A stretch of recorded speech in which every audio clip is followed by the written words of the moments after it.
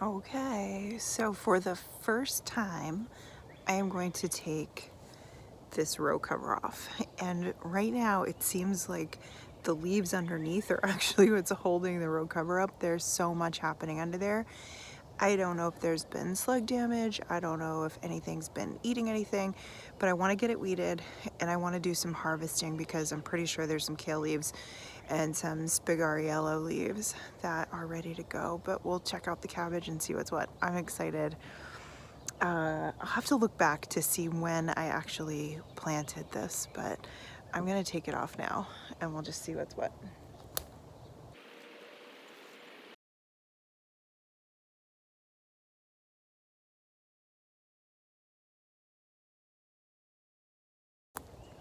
I think you can see that this has been a huge success. I have never had brassicas that looked like that before.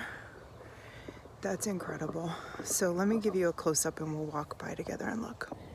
I actually am completely in awe. So there's no slug damage, like there's no damage whatsoever to this cabbage. I've never seen a cabbage look like this. So this means that the cabbage moths have not been in here, not even once. They are starting to form little tiny heads inside. So I've got cabbage and I've got kale in between. It looks like there's a bunch of weeds. So right here, I'm actually doing this at a time of day when I know the cabbage moth is not going to be out. And that way I know I can get this weeded, I can harvest some leaves, and I can get it covered up before anything could happen. So yeah, even the weeds, like they're nice and big, easy to pull. So it's just kind of going to be like walking down and doing this. I mean, I can't believe how few weeds there even are in this. The ones that are here are pretty substantial. The chicken will get those. Okay, so beautiful kale. Cabbages that look like they're just forming. It's like impossible to walk through here and go past the weeds. So, okay, let's try. Cabbages. Absolutely gorgeous. More kale. Cabbage, cabbage, cabbage, weeds, weeds, weeds. So here is the cabbage that I'm most excited about. This is basically, you can just call this kimchi. This is my kimchi row. And what I'm gonna do today is actually take some of these outer leaves off so that nothing is touching the ground at all. And then let the inside form a head. I just can't believe this. Last year, this was just infested with bugs. I mean, there's a few little holes here and there, but overall, this is incredible. And this has not been sprayed, nothing. So these are my Napa cabbages. These are my like Copenhagen market storage cabbages, more long-term storage. And then if we go down here, that just looks like a carrot kind of weed. We have more kale, and this is the spigariello. So basically this is broccoli leaves. I'm gonna harvest from this today. I'm gonna take the bottom leaves off.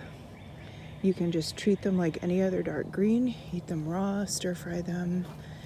It should not take me long to weed this, but I just wanted you to see how absolutely gorgeous this is. This looks really different. Huh. I don't know why this one looks so different than everything else. I'm not quite sure. I'm not quite sure what that is.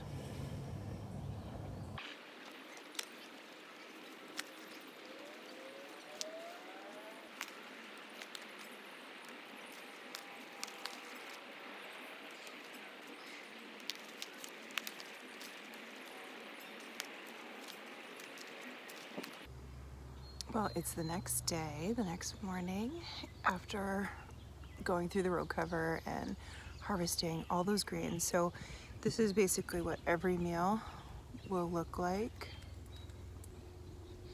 until I don't know. I don't think we have much longer actually with these salad greens. I think we're close because when I was picking those yesterday, there was that white film that you can see when you snap the leaf, and that usually means that it's starting to bolt and going bitter.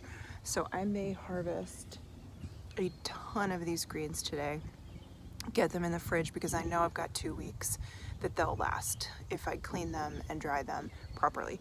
So basically what I do is I wash everything in this huge silver bowl that I have, and I lay out towels all on our kitchen island and the counters depending on how much space I need, and I put the greens in the water bowl and I wash, and then I lift them out and I put them on a piece of the towel, and then I get more greens in the water, and I do that until the water is like no longer, like, doesn't make sense anymore that you would be washing something inside of it. It gets pretty dirty.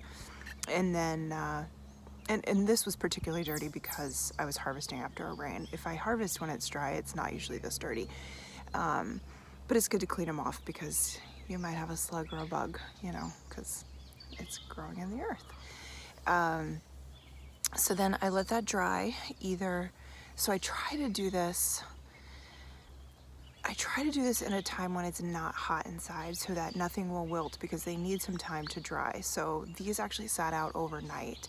And then I just made a big bowl of salad, and then all of the rest, the cabbage leaves will get chopped up, the greens will get chopped up, and then stored into these big plastic bins that I have. And you can usually, if you put a cloth or a paper towel in there, you can usually get about 2 weeks if they're stored nice and, you know, clean and dry.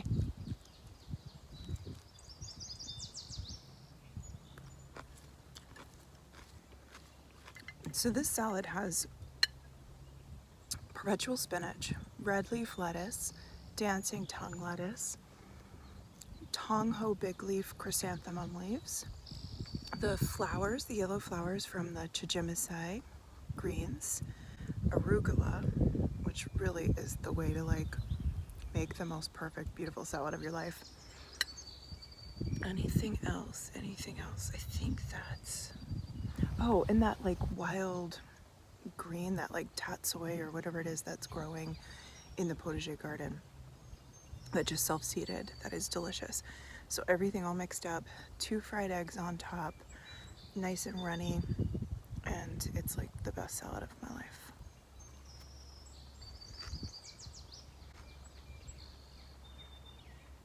I need to get creative and think of a lot of salad meals, but I'm just thrilled.